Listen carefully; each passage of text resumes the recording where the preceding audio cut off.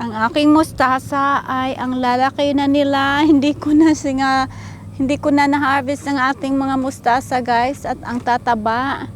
At meron pa ring mga pechay na natitira dito. Ito ay akin siyang ipa-seeds para i-harvest natin. And then over there, yung mga kamatis ko na hindi ko na na-harvest ang nagkasira-sira na sila lahat. Meron tayong roses na I planted about 2 weeks ago. And then here, meron tayong mga banana peppers na punong-puno ng bunga. Ang daming bunga sa ilalim. Napaka-cute ng ampalaya. Meron pa ring mga bunga ang ating ampalaya. At ang dami-dami nilang mga bulaklak.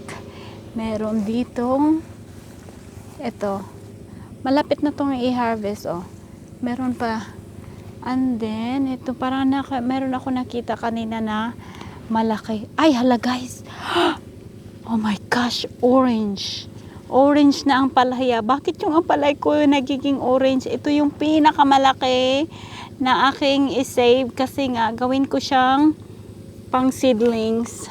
Collect ko yung seeds niya. Ay, hala. Oh, wow. Bakit pula? Hala, may liso ba yan? Wait guys, nagiging pula. Kuha tayo ng kutsilyo.